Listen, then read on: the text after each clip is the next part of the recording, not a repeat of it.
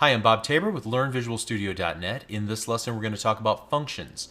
We'll look at some simple cases of functions, and we'll look at passing arguments to functions. We'll look at the argument object that allows us to pass in an infinite number of arguments into a function. Then we'll look at some advanced cases, looking at function literals, so assigning an entire function to a variable and then using that variable all over the place to call into that function. And then we'll also talk about anonymous functions, functions that have no name. So a function is simply a block of code that's executed as a complete unit of work. It's typically used to organize code that you'll want to reuse over and over within your application. It's also good for organizing a given piece of functionality or chunk of functionality into a single spot, give it a name, and then be able to use it from anywhere within your application. Now that's the most simple definition I can provide. As you get into the more complex cases, that doesn't always ring true. There's other reasons to create functions, but we'll leave that for another time. There's also one other note that we're not going to talk about in this video with regards to functions, and that is variables that are defined within functions using the var keyword.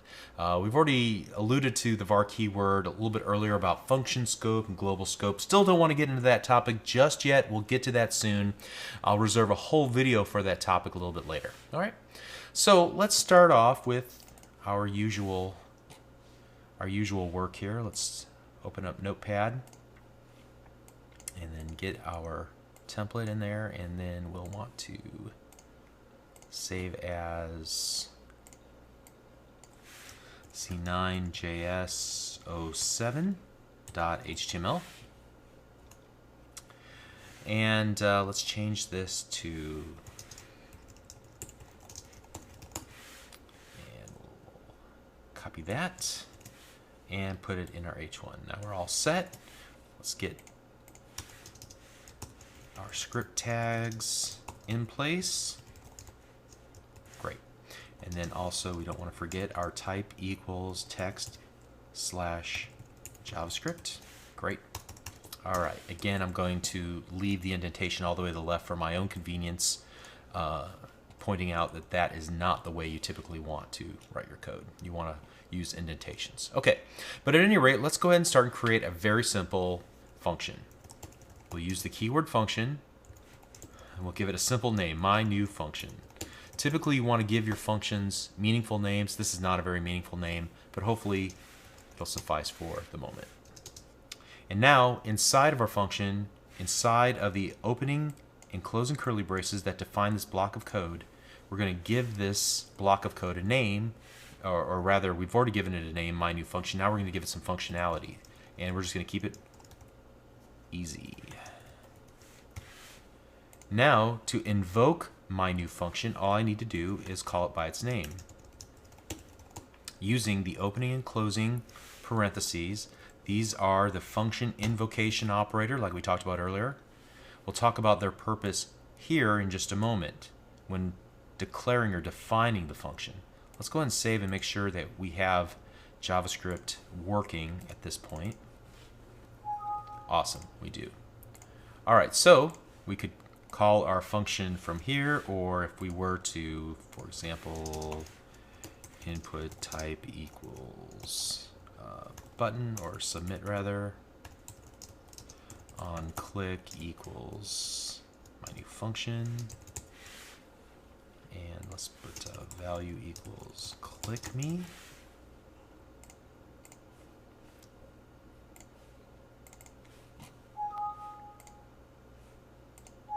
All right, so you saw from that example that I was able to execute this function when our document loaded, and then also whenever I clicked the click me button. So it's reusable code. It can be used multiple times. Great.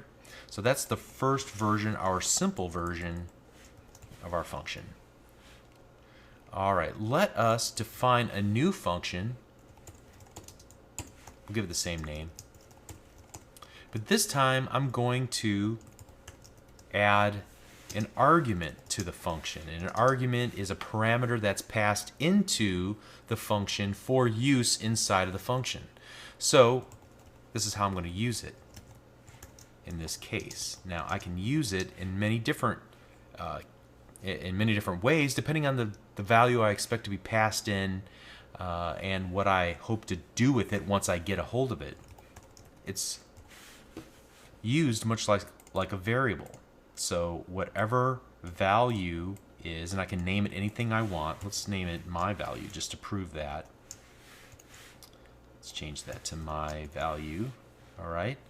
Now, whenever I go to call my new function, I need to pass it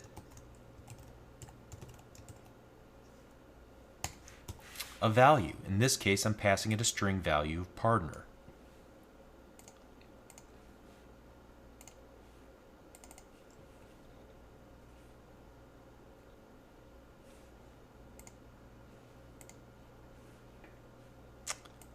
And I want to make sure to spell it correctly.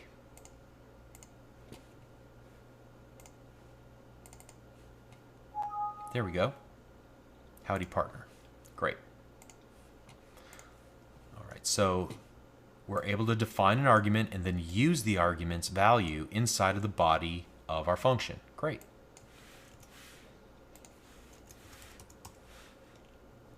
All right, let's take a little departure here and let's create a simple function called add.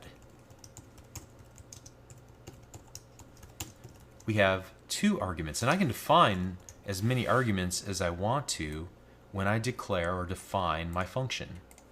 In this case, I'm going to return the result of first number plus second number. This return value means once it's called, it's going to return back some value, or we could just remove that altogether and it will prematurely come to the end of execution. So there might be some lines of code like we saw when we were looking at the if statement earlier. We might have additional code here, or we can circumvent it by calling the return early. In this case, I'm going to return a value from a function. And so I'll do this now. Var my result equals add 1 and 2. And then we'll go alert my result.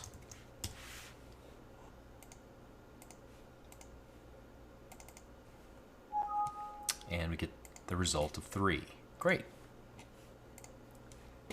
So again, we can pass in more than one parameter, and then we can return a value at the end of the execution of the function. We can capture the value that's been returned and save it into a variable. And in this case, I'm merely displaying that variable in an alert box. Great. Let's continue on.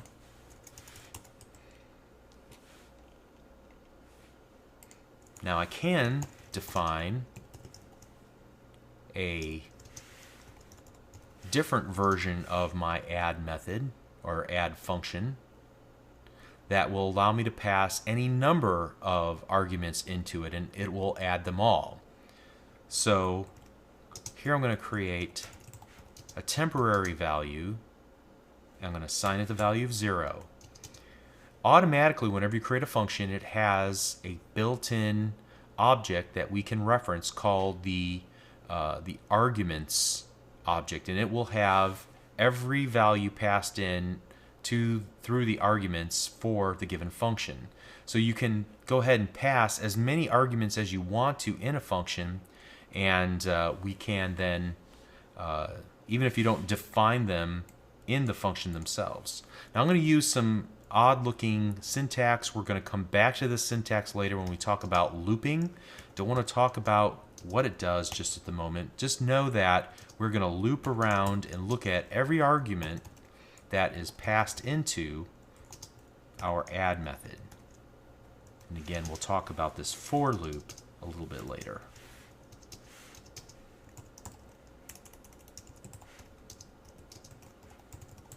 Also, I'm going to use this strange open square bracket, close square bracket syntax.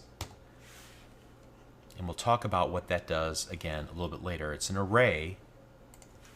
And we'll talk about arrays in its own video. But for now, let's just look at the fact that there's an argument object that lets us add as many different arguments as we want to. So we can do add 1 and 2 and 3 and 4 and 5 together, okay? And we could keep going if we wanted to. But let's see what that gets us.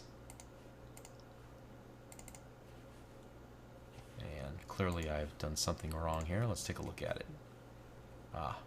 It's arguments.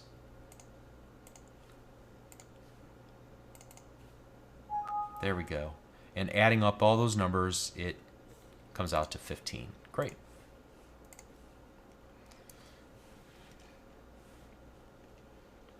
All right, so let's comment all that out and continue on here. All right, so functions have a built-in arguments object, which allows us to get out each of the arguments that we pass in, even if we don't define them up front. Moving on.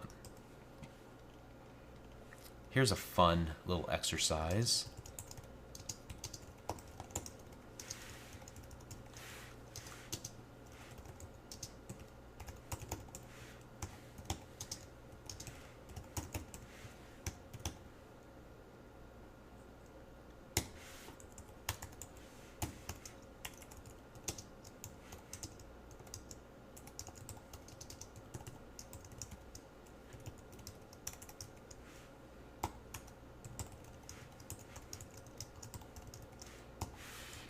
All right, so this is a slightly different take on creating the function. Now, we've given a function a name in the past, but that's not what's going on here. Here we're defining a function, but then immediately assigning it to a variable. This variable is of type object. It's a special type of object, a function object. From that point on, we can then use that function object in the rest of our application and call into it just like we would if we had given the function a name on its own. In fact, we could even do, here, let's just run it like this, and I'm going to do one more variation on it to show you how it works. All right, so 3, add 1 plus 2 equals 3, right?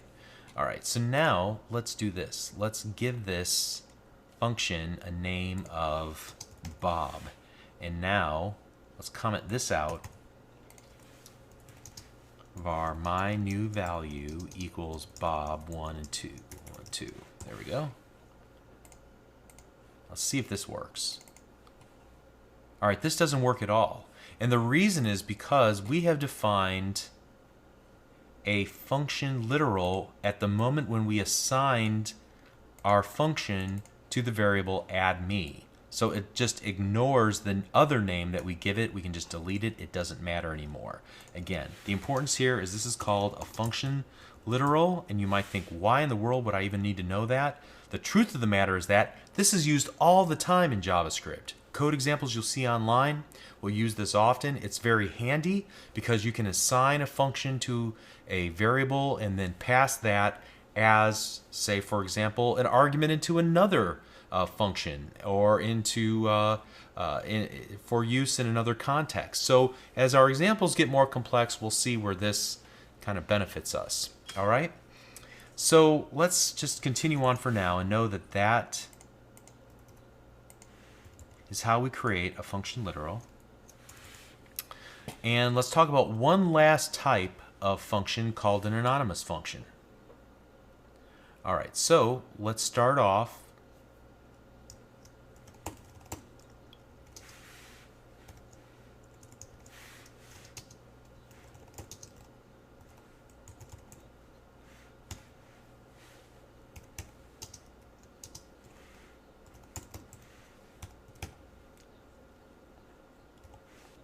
and at this point, our function looks exactly like what we did here. We just haven't assigned it to a variable yet.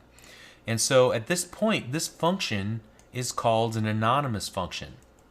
You're going to see when we work with jQuery that anonymous functions are used all the time. Now, in a very simple case, a little bit difficult to demonstrate how useful it could possibly be. Trust me, used all the time. We'll get to that. Stay with us until we get into like video 15, 16 there, and you'll see this pop up all over the place. But just to show you how this might work, let's go ahead and wrap this in a pair of parentheses, And then I can call this anonymous function like so. Now, by itself, it won't really do anything. I guess I could just do var my result equals. So notice I'm defined my anonymous function, and then I'm going to execute that anonymous function by passing in 2 arguments here. Again, this is pretty funky stuff, right? And then we can do alert my result. But this is an important concept because we're going to see this pop up again and again in JavaScript. All right, so that worked.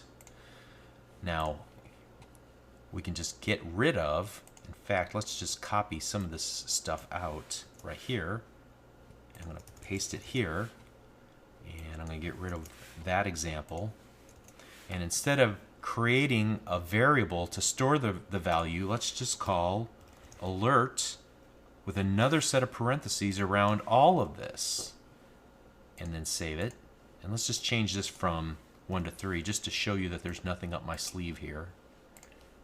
And then execute this, and we should see the value of 4 execute in the alert box. All right, so look how compact we made that through the use of an anonymous function, executing it immediately, all in the context of an alert, a call to the alert function. All right? All right, so there is a point to this final example. Functions don't need names. They can be defined and passed around anonymously, and again, we'll see examples of this soon. All right, so several different variations on the notion of creating functions in JavaScript. Hopefully nothing here blew you away.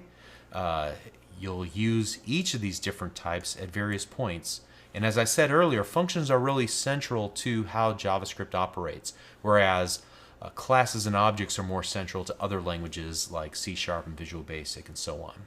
All right, you're doing great. Continue push forward. We're getting closer to some really meaty stuff. See you in the next video. Thank you.